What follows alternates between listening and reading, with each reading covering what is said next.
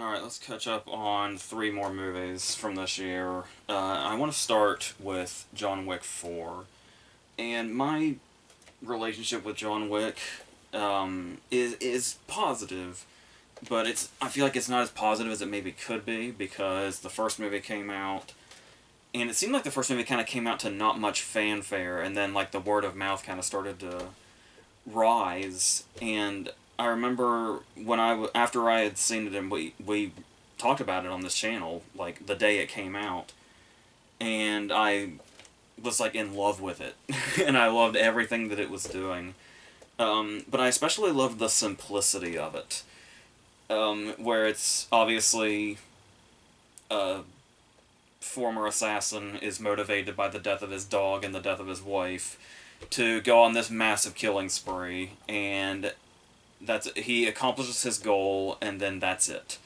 And that was the movie. And I raved about this movie. I told a lot of friends about this movie, and they went and saw it and agreed. And that was happening all over the place, and it just grew until John Wick became this really big thing by the time the second movie came out.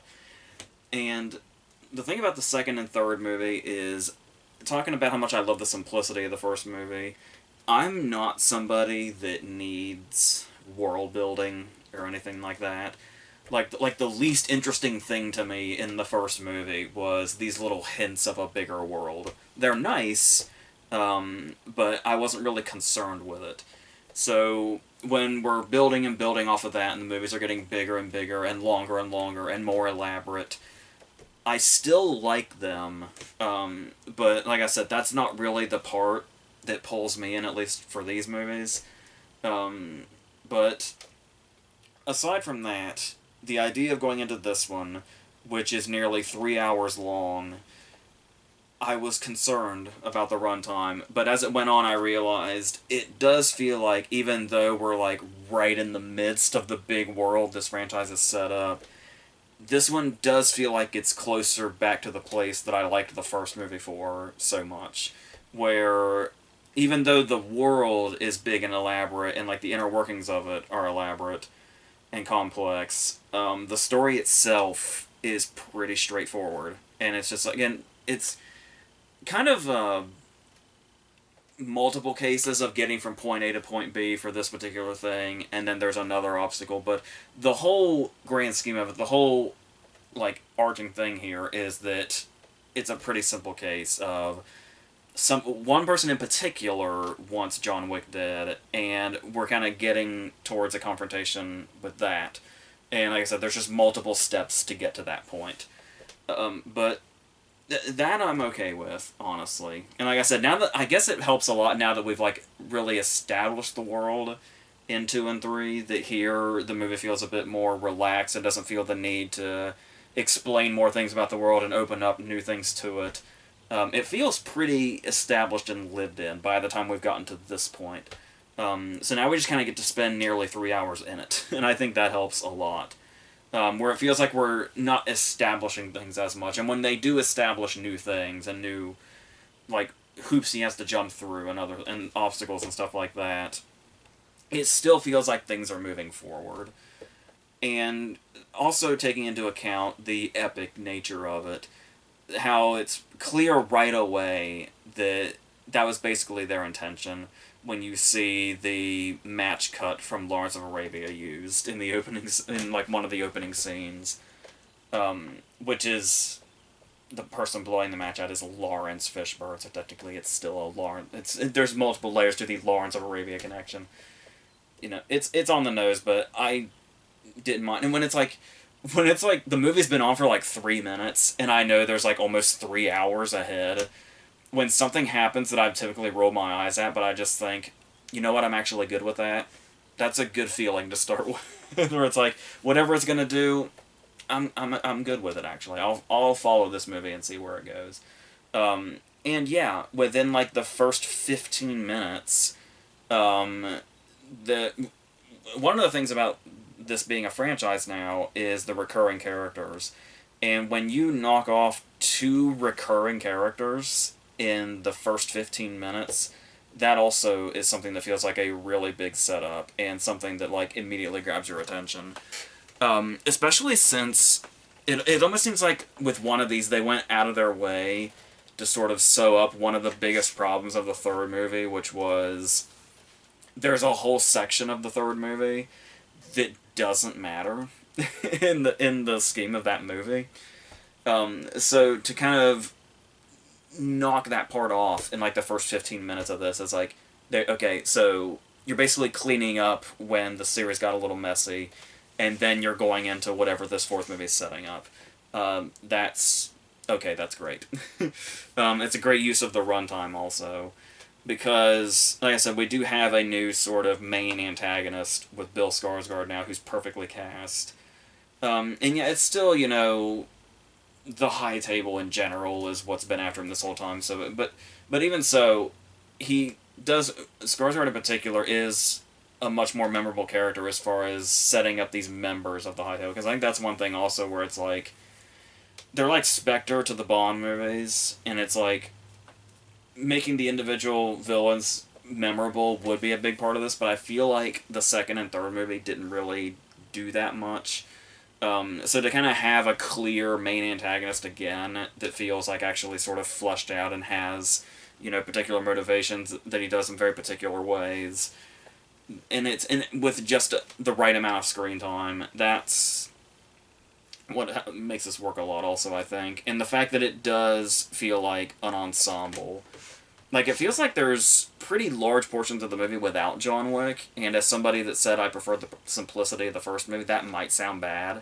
And I was a little concerned about it at first, but like I said, the way this story starts to set up an ensemble, because it was, even though Wick was the focus of the first movie, it did always kind of feel like an ensemble. Like, there's a lot of characters in all of these movies, and just the question is like, are we going to get bogged down by that? Is there going to be too many? But like I said, these characters have the time enough to be fleshed out, and like in multiple ways. Like there's the in between action scenes where we get some character stuff, like the father and daughter that come into this that play a major part in this, where they're able to establish themselves before a massive action scene happens. And then when this massive action scene happens, it still feels like they're getting character moments within the action. Like, how they approach the action individually also says something about their characters in this. And so and that speaks a lot to, like, the choreography and everything that's put together also. So it's like, you could just say, oh, I'm just sort of here for the action scenes or whatever, and it's nice if there's, a sort of feeling of stakes, at least a little bit. Because there's you have to manage your expectations only so much going into a movie that is predominantly action, but this one in particular really balances the character stuff and the action, and being able to do both simultaneously. So, on top of them, we also have Donnie Yen, who it feels weird seeing him, because your first thought is, surely he was in this franchise before and I just missed him. But it's like, first of all, we would remember. But secondly, it's like, it does feel like long overdue. Like, it's surprising it took this long for him to get into a John Wick movie. But here we finally are, and yeah, it's clear if you were going to put him in one, this was the one to do it. Where the action scenes are very long and very epic and very sort of... They have this great way of clearly being very well choreographed, but also feeling like intentionally messy. And it's like you have these moments in them that can feel very sort of real and almost like anti-movie-like in a way. And stuff like that you can also really appreciate. And like the balance of that versus the stuff that does feel very choreographed, but choreographed for a reason, because you have to be able to understand who's who and who's fighting who and what's going on, which is a problem a lot in big action movies. It's never really been a John Wick problem, because like we were saying, John Wick and the Raid especially, like the Raid first, then John Wick, sort of really set up being able to do the whole action you actually get to see, that actually plays out organically in this great way. Now, people give credit to the Bourne movies. Yeah, but the Bourne movies also, the longer they went, got really, really choppy, and shaky and all over the place. And it's like, if you want to talk about having great action where we are now, I always go back to The Raid kind of bringing us back to form. And then John Wick sort of following in The Raid's footsteps. But regardless, just with these two alone, it's nice to see that action can still be done this way. Because a lot of action movies might make you forget that action can still be well done, you can still tell what the fuck is going on, and it can tell the story just as well as anything else. So, what I do love about this is, what's also a setback, is that these action scenes can go very, very long. Like after we're introduced to the manager and his daughter on the scene that follows there, which I believe is our first big scene with Donnie Yen also. It's one of those cases where the action does go on for a very, very, very long time, and because it's so well done, that's a great thing. But it can also be sort of... It feels like they're going long for the sake of going... Like I was talking about the epic feel it's going for intentionally, obviously. But at some point it is going to get... it's going to run out of gas and get a little bit repetitive. It goes a very long time before it gets repetitive. So this is hardly even a criticism at all. I'm just saying it does reach... This one in particular does reach that point where it starts to feel like, oh, this has been going for a long time. Like, you should be so wrapped up in it, it never occurs to you, oh, this has been going for a really long time. But it does get to that point eventually in this one. But on the other side of that, there are other cases where it could seem like this movie's really trying to get to its near 3-hour runtime, but you're okay with it and you run with it. There's the middle portion, feeling like we're kind of on our way to the climax, which is the Scott Adkins stuff. And this is the stuff that I can get behind because, like I said, as far as having these big, long action scenes, still, the arching theme is you're getting from point A to point B, and there might be something you have to jump through or some obstacle. So, of course, it's going to be like, oh, to get to this point, you have to do this thing. And so, instead of just making it this mundane thing, where it's like, okay, go do this side quest, and then you can do this thing, it's clear that they thought, well, if we're going to have him do a side quest in order to get to this story-driven thing, let's make the most out of this side quest. And so it's like, okay, what can we do? And it's like, well, John Wick hasn't fought Scott Adkins yet. Let's do that. That'd be a really cool scene. And then some genius, and I mean that completely sincerely, some genius said, what if he doesn't just fight Scott Adkins? What if he fights Scott Adkins in, like, Dick Tracy makeup and a fat suit? And it's like, whoever okayed that and whoever came up with that idea, it's like, yes, if you have to, go off to the side of the plot or do whatever and make it big, yeah, just go all out like that. And it's like, yes, give me Scott Adkins in makeup and a fat suit playing what I can only imagine would have been, like, David Ayer's interpretation of the Penguin or something. Or, like I said, a Dick Tracy villain, really. Who even in the fat suit can fight like Scott Adkins. And it's like, this is the kind of stuff that John Wick was made for. And this whole thing. And that's not even to talk about the scene itself of, like, the waterfall and shit. And even before that, even before they're fighting, when they're doing, like, the card game setup, I was all for this whole thing. And it's like, yeah, okay.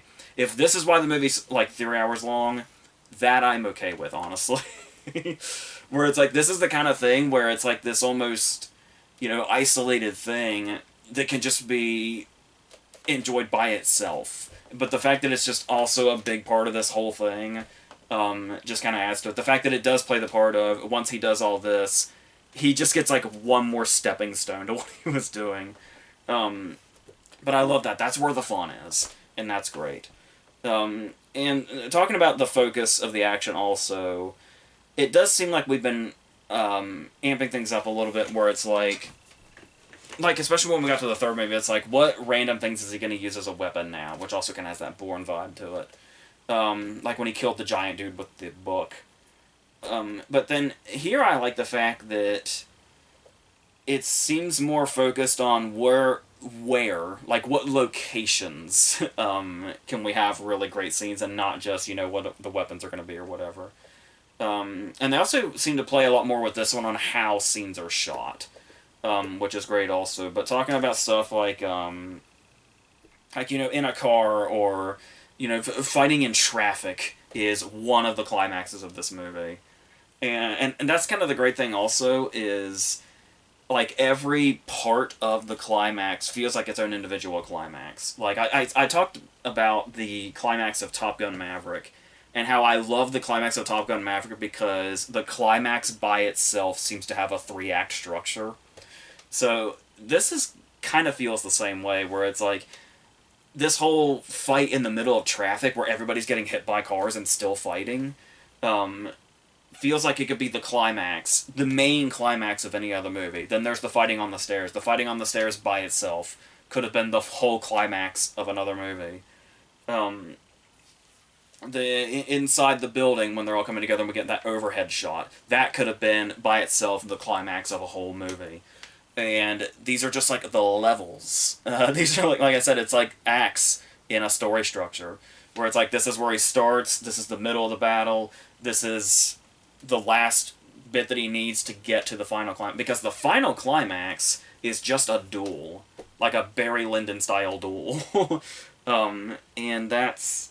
Yeah, and so to have all the action that builds up to that, that's just a one-on-one Wick versus villain versus Bill Skarsgård, this is...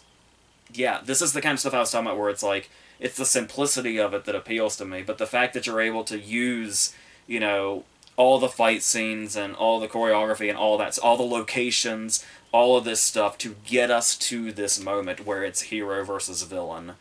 And that's the kind of shit. So seeing, like, the complexity of all they've thrown into it up to this point, and the simple structure coming together, where everything's been established, that's great. And how there's a whole sequence devoted to them deciding the rules of this duel and how it's going to go down. Stuff like that I'm really into. So, yeah, and then by the time we get to the climax, we've got, as everybody's sort of converging, what has to be a clear reference to the Warriors, with it basically being set to like a DJ, like a radio DJ. That's stuff like that I can appreciate also, where it's like it's a clear homage, but it's not like distracting.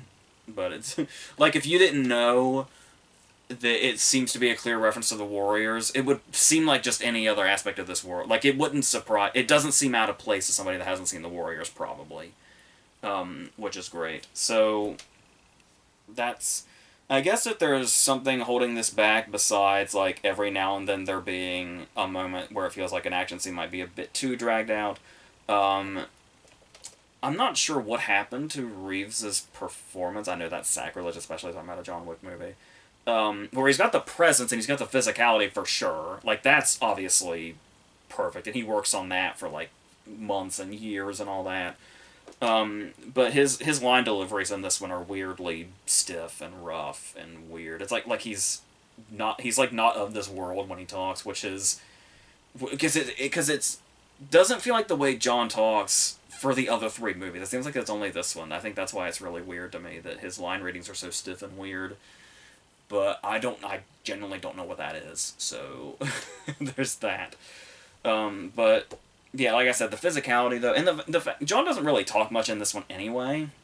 That highlights it obviously, but that also could be an upside, I guess. But where it's more about John's physicality anyway. So yeah. So I'm perfectly fine with this. If this is like, a finale of sort, obviously there's doors open. And we do have Ballerina still coming, but, like, this to me feels like a suiting conclusion. So I know they've said, like, if we do another one, it's gonna be a while. So, yeah, I'm good with this, and like I said, spin-offs are whatever to me, because that's just kind of more world-building and all that, so it's like, I could take or leave it, but, like, give me the first movie and give me this one, and it's like I kind of know what happens in 2 and 3. Then I'm pretty much good. So, yeah, that's how I feel about that. Let's go on to Air, which was a movie I was really starting to get excited about, like, kind of at the last minute, like the week before it came out, in theaters. I was watching like all the interviews and kind of taking it all in, except for trailers and TV spots, which is the stuff I avoid. But just hearing Affleck and Damon and Chris Tucker and everybody talk about it, and Viola Davis, just doing like all the press and talking about it, I couldn't get enough of that. And the thing about it also is that I'm not a sports person at all. But we've talked about this on like our live videos before, where it's like a really well done sports movie, regardless of whether you like sports or not, is really great. Especially when it's this sort of behind the scenes of sports stuff. Is when it's really really interesting. And I said, and it's one of those cases, of course, where it's telling a story that people already know the outcome of, but it's how the story is told that gets us there, and this works. I know. I saw a lot of stuff before this kind of once the movie came out, this kind of seemed to go away, but I was getting really annoyed at the start of this because there was a lot of discourse around this movie before it came out about who would want to see a movie about a shoe. Like, it wasn't even about the fact that we know what the story is. The phrasing I kept seeing was, it's a movie about a shoe. And it's like, we've had enough of these behind the scenes sort of business deal kind of movies that to say that now feels like somebody just being intentionally obtuse. Because clearly, like, The Social Network forever set the precedent for if you have a story that sounds boring, if you say, like, oh, this is a movie about, the making of Facebook.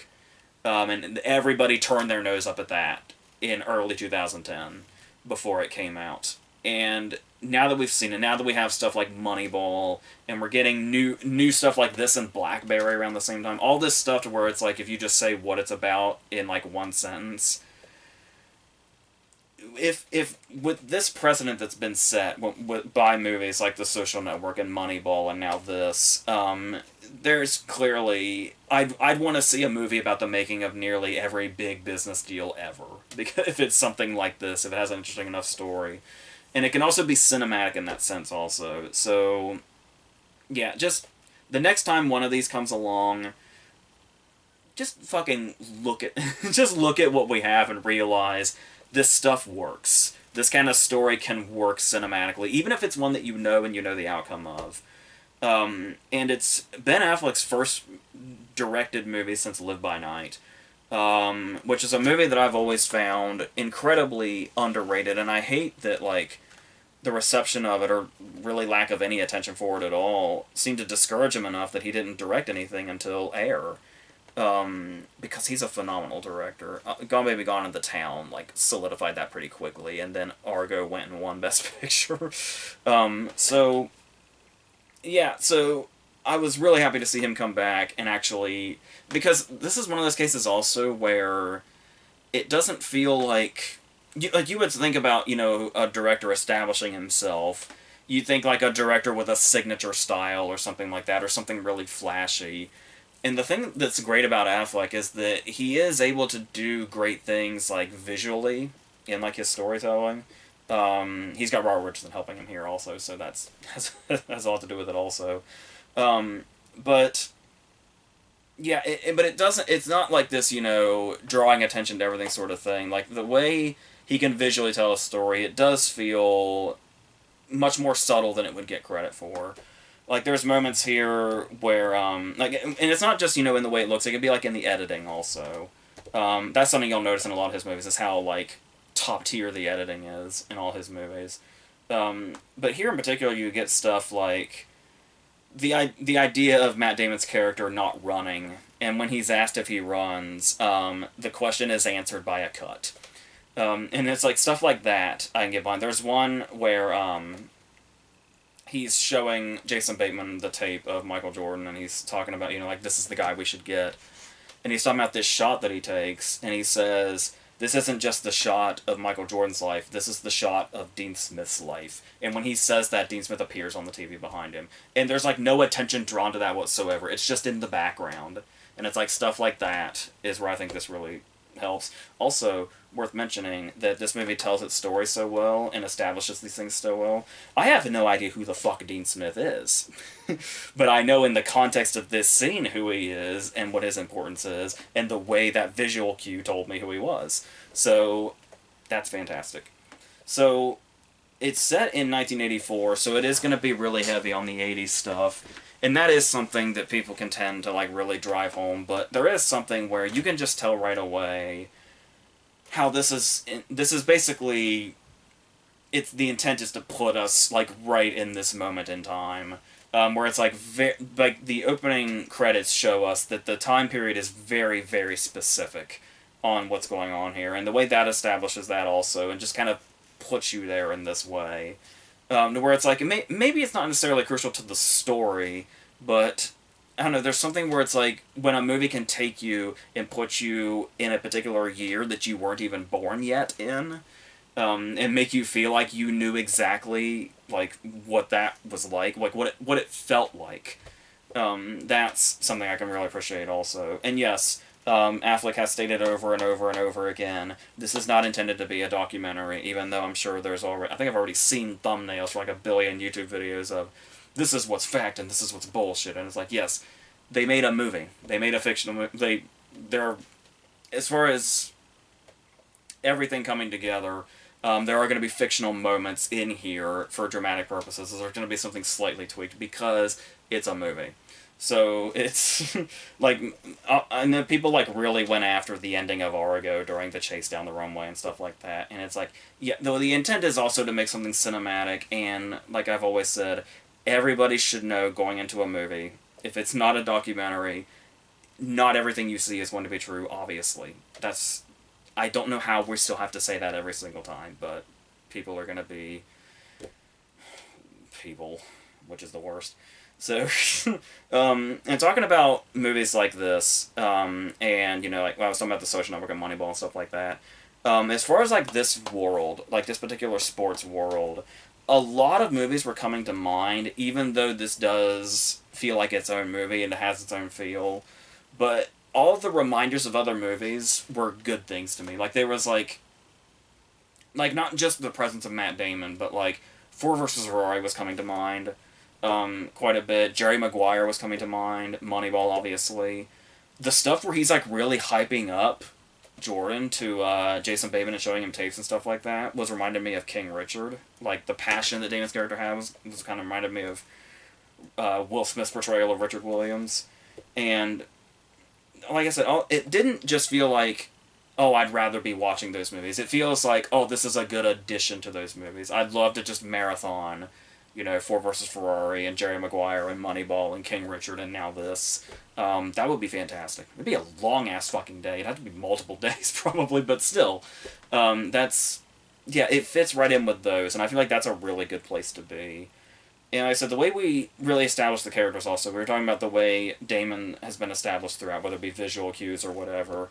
And how we start right away with like him like going in and gambling, and how he's clearly a guy willing to take like really big chances and really big risks and stuff like that, and setting that up that way, and then setting it up with like the bookends in the movie of him interacting with the 7-Eleven clerk, and it's like just feeling the characters out in this also as they go into this.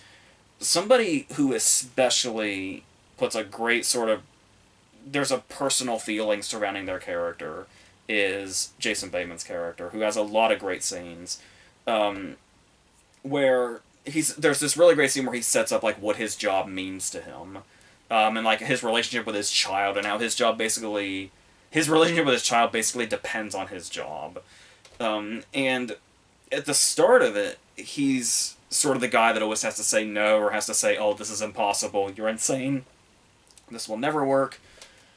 He's barely listening when he's showing him the Jordan tape and stuff like that. So when we get to these moments where we see where he's coming from as a character, and where those are coming from, and how he values his job and how he sees his job, really pay off these moments later where he's the guy that we've been really trying really hard to convince. So we get to the moment when we see the shoe, or we don't even see it yet, but we're talking about the fact that it's going to have a lot of red.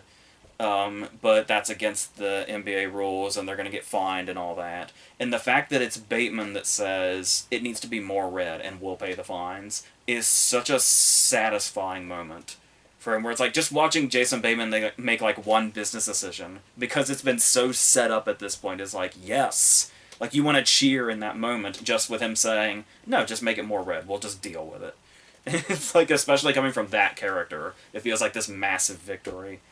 Um, and also, there's also a great moment with him that establishes the way they use the setting, where it was like when he's talking. This obviously becomes a sort of symbolic thing throughout when he talks about the real meaning of the lyrics to Born in the USA, and the way where it's like that's an old thought now. So if like there was dialogue surrounding the meaning of that song now, I would think like, oh, that, yeah, we all know, like, it's been firmly established that Born in the USA is not treated the way that the lyrics are obviously meant for. But the fact that he says like, hey, you know that new song, and it's like this is a guy that's having this thought like right when it came out. And like I said, how the kind of symbolic part that that plays as the movie goes on, even like ending on it, establishes the time period in a great way. And like I said, there's a lot of individual moments in here, also individual character moments. Marlon Wayans has just his one big scene, but it's a fantastic scene. I actually, when they put it on Amazon Prime, I actually, in the middle of rewatching the movie, I went back and watched the Marlon Wayans scene like 3 more times. Because it's just that good. And the way they build up the sort of reveal of what he's talking about. Even the way they shoot that, where it kind of goes in and out of focus from the side with him and Damon, where it's like it takes this mundane scene and just kind of adds just a little flair to it, but nothing too like distracting or overly flashy, but just enough.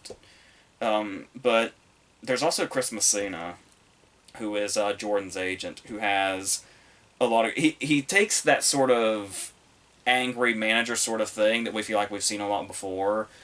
And the fact that these are all comedic scenes, I think, is a really big factor in why they work so well, and why Messina especially is so good in this.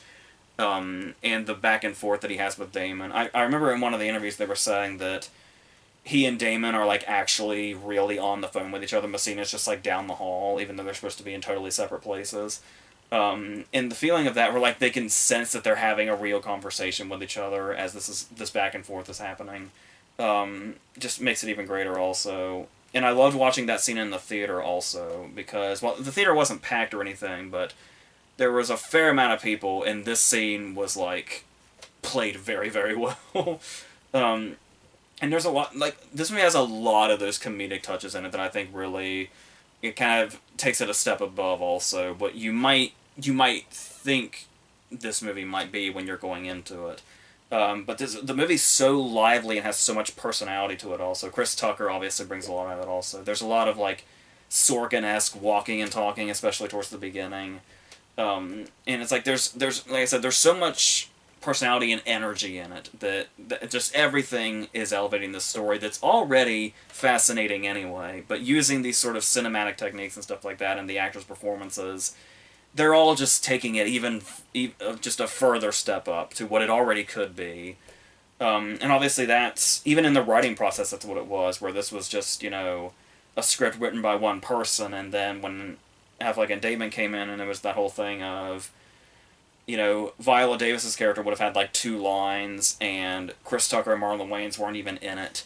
And so, apparently the script was already good enough that it got their attention, but then to think that they added, like, the script existed and they didn't even have the Marlon Wayans part, or the Chris Tucker scenes, or the Viola Davis scenes. I'm not even sure what the script would look like if Viola Davis only had like a couple of lines before they expanded the part, because her involvement in the climax is the reason the climax is the climax.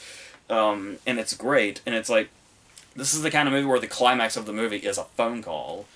And that's the thing also, is you talk about, oh, we already know what happens, so, where's the suspense in this climax? And I think a lot of it has to do with how well Damon establishes the impossibility of this point that Viola Davis wants to reach so that they can make the deal. Where she says, like, he needs this and this. And Damon's response of, oh, well, we can't do that, that's not how this works, feels so sincere and such like a brick wall that you kind of forget that you already know that they get past this, and it's like, the question becomes, okay, we know where it ends up, but how? How did we get to that point? Like, what is said or done from here to get to there that we already know. That's what's really suspenseful and really keeps you glued to it. The pacing of this movie especially is incredible, especially since we get, like, scenes that are longer than they feel, like these really big dramatic scenes, like this one, or the big meeting with Michael.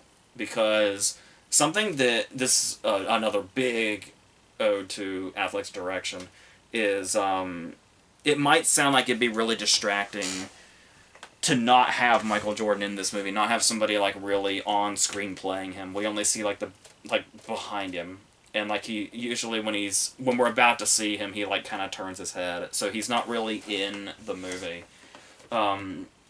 But you think about what this sets up and what is true. Like it's true in general, just how these meetings go, where this isn't going to be... Michael's only 18 at this point. Michael's not going to be sitting here making business deals with Ben Affleck and Matt Damon and stuff like that.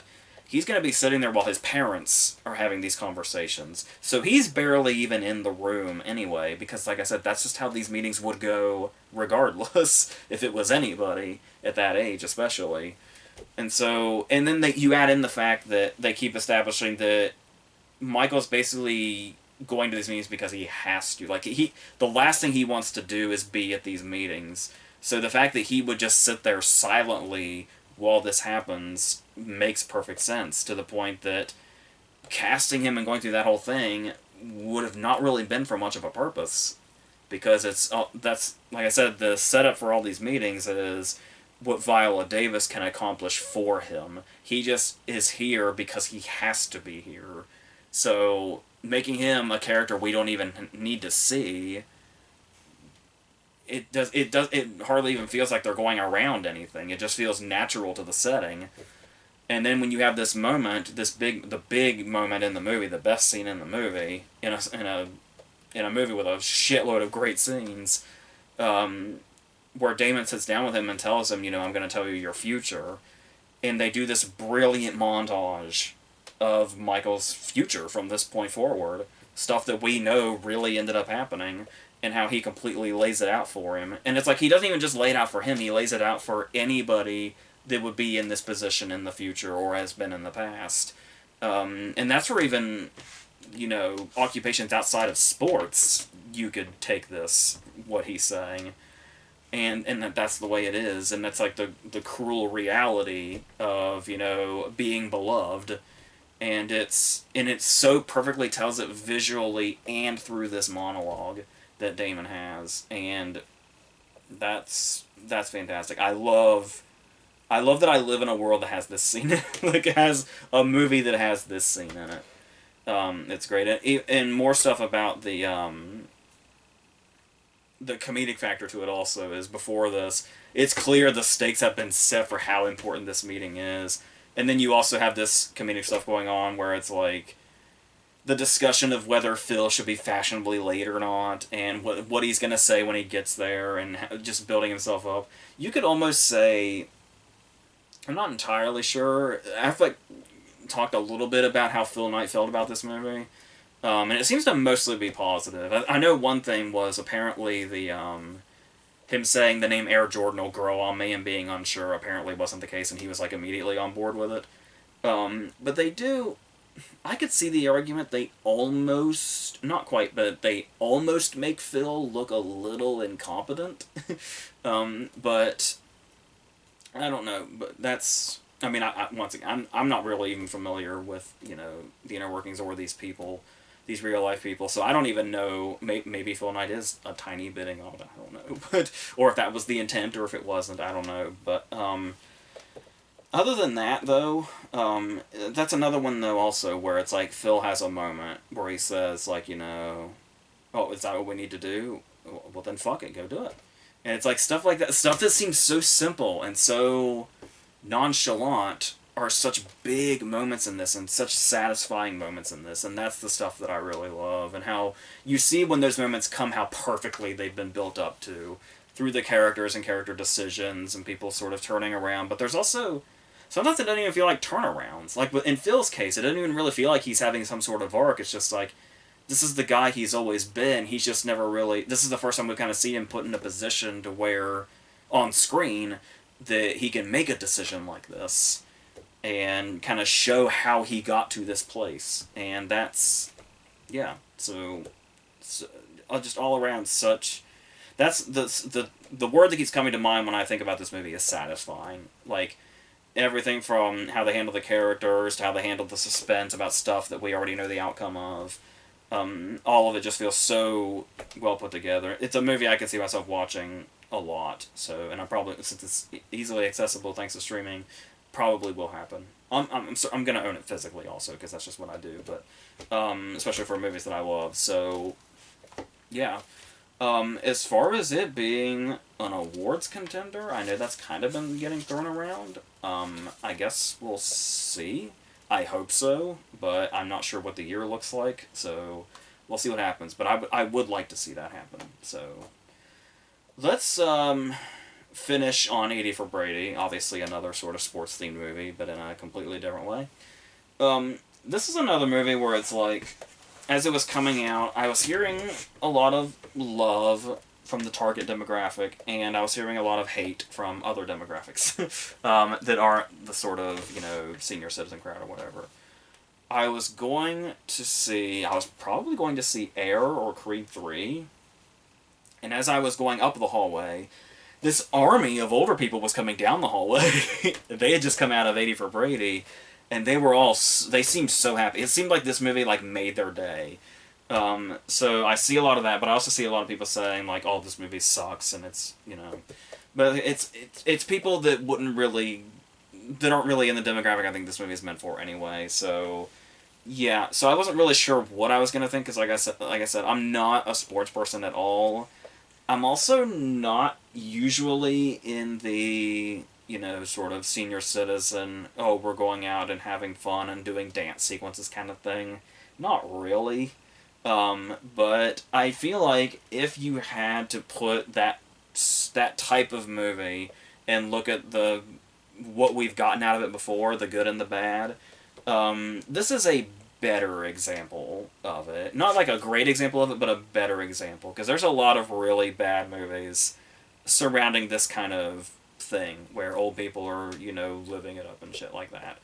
But here I think it goes a very long way, because there are times where if the movie or the setup is bad enough and the writing is bad enough, the best cast in the world can't save it. Because it's always going to be veteran actors, like Oscar-winning actors that get in these kind of movies. And there have been a lot of times where a fantastic cast cannot save the shit that it ends up being. But this is a case where I feel like the likability of the cast goes a very long way, and these four together and kind of having the chemistry that they do goes a very long way. Being Jane Fonda and Lily Tomlin, who apparently seem to do everything together now, which is great. Rita Moreno and Sally Field. All people who are in their element alone, and then when you put them together, there's a certain kind of magic here that doesn't always come through in movies like this. So they are able to sort of... Their charm is able to come through. And also in the supporting cast also. The supporting cast is mostly just kind of here, but then you have stuff like Glenn Turman, who's here, and he's really... He's not in it a lot, but he has these really heartwarming moments. He has some great comedic moments. There's a joke about Pat Sajak that's pretty funny. And that's the case also, is it's the idea of... Another reason movies like this tend to fail is how many times can you do the joke, oh, they're old. And it's funny that they do this thing because they're old. It's funny that, one of them takes drugs because they're old or whatever. And it's just it all comes back to because they're old. But, like I said, there's something about these four that are able to sort of rise above that and make their likability kind of drowns out anything that would be off-putting otherwise. Yes, there are not one, but two scenes of sort of gratuitous dancing. Which is usually a really bad sign in these, but... Yeah, for the most part, even though it's, filler scenes, and oh, look, this is the rule of a feel-good movie, you have to have a random dance scene in it for no reason. They are brief, they're much more brief than other ones. Other ones, take up significant amounts of runtime with... We were way out of ideas, we had we don't have anything past a concept, so we're just gonna fill this time with dancing to trick the audience into thinking they're having a good time because the characters are. But no, this is a case where I could see the audience really, having a good time with the characters. Um, and there is a moment here where it's like, a character takes drugs and then something happens. A recent really bad example of this would be Mac and Rita that came out last year with Diane Keaton. That I feel like maybe it's because Mac and Rita was so recent that 80 for Brady looks so much better in comparison. But it really just establishes, even when you have somebody like Diane Keaton, this stuff does not. I was gonna say this stuff doesn't always work. I would say typically this stuff doesn't work. That's kind of the norm, is that this stuff doesn't work. So that's really no fault of Diane Keaton that Mac and Rita was such a piece of shit. But it says something about the ensemble here, that they're able to make these tired jokes work. And I'm not saying they work like, they're big and hilarious and you're going to be on the floor laughing or anything, but they don't not work, if that if that makes any sense. But and you see them, because even when we see them at the start, when we get like the origin story of why they watch football, and they act like De Niro in Silver Linings Playbook. They have like all the superstitions and stuff like that. But it's like you can see how fandom can be like infectious through a movie like this, where when you see them getting into it, and how the fact that we see them get into it in real time by accident, where it's like they don't know how to change the channel, so they just watch football one day, and then we watch them get wrapped up in it, and then this becomes like 16 years of this, is how this bond has happened, and their bond with football has happened. And the fact that it also happens in it started in a vulnerable time for them, because Lily Tomlin was going through like chemo treatments at the time, and then setting all this up in this, time jump to the present day of the movie, because apparently this is a true story in quotes. I know we see like the picture of them and everything, and like there's a variation of this happened in real life apparently, probably in the vaguest sense if I had to guess. But even so, it's whatever. We just talked about Belair. It's like, who cares? So establishing them as characters and the balance that what each character brings also, like, I think my favorite of the cast is Sally Field, because what she brings here is there's like a vulnerability to her. She's the one that's kind of like holding back. She's the one that insists that she's still in her 70s, even though they're doing the 80 for Brady thing. But her character's also obsessed with math, so it like kind of makes sense. But even though she's supposed to be that character type that we recognize, there's still something that she can bring out to where like she's able to find the comedy in it, and how that can sort of balance out what Lily Tomlin has to do, where Lily Tomlin also can find the comedy because she's Lily Tomlin, that goes without saying, but the fact that her character is going through something really dramatic, where there's this whole side plot where her cancer might be back, but she can't bring herself to open the envelope, so she's doing this not even knowing for sure if it's a last hurrah or not, but knowing that she might want to treat it that way anyway, even though there's this air of uncertainty. And it's like, that's pretty heavy for a movie like this, and especially to establish with these characters who are all having their own comedic beats. Jane Fonda's the one that kind of gets the least to work with, but like I said, the fact that they work so well as an ensemble is what really loves. Like, the weakest parts of the movie are when they go their separate ways at a party, which is inevitable, because that always happens, but no, but when they're together, though, there is something that this movie can hang on to, and obviously Rita Moreno is like, given the age that she is, she goes beyond 80 for Brady, and that's still, like, she has this sort of supernatural youthfulness to her that's insane, that comes through here, and, like, you would almost think Rita Moreno would be the youngest person in this cast if you didn't know. It's insane. But along the way, we're going to see recognizable faces like Billy Porter, Guy Fieri, and all that, and they're here basically for the sake of convenience. Like, it's one of those movies where if they run into a problem, there's no stakes, because there's going to be some random out-of-nowhere, solution at the next corner. But, I mean, this movie could benefit from being more clever. Sure, every comedy could benefit from being more well written and clever and really establishing problems that actually are solved in smart ways. But once again, this is like a managing expectations kind of thing, where it's like it's 80 for Brady. So I wasn't going to get too wrapped up in that. I won't fault anybody that really goes after this movie and says, like, at least try to be more clever or something. Because, like I said, you can always have a better comedy if you're more clever. But, like I said, with the likability of the ensemble and them working together, there's still something worthwhile here, particularly for the demographic that the movie's targeted towards. But still, it's fine. Like, I don't love it and I don't hate it. It's charming in its own way, and seeing these four together is really nice. And that could be, I've criticized movies for that before, where it's like they get too dependent on the ensemble and the chemistry of the cast, where I get like upset when people say, "Oh, as long as those people are doing their thing, I'm good." And it's like that, because that can also be really lazy, and you can see where it was like the writers depended on that, so they just didn't fucking write anything. But like I said, here it does go a really long way. But also, like I said, through their characters, where it's like the vulnerability of like Field and Tomlin's characters and stuff like that, and how that balances out. There's a character dynamic here, and it's not just the actresses like being their own personalities or anything like that.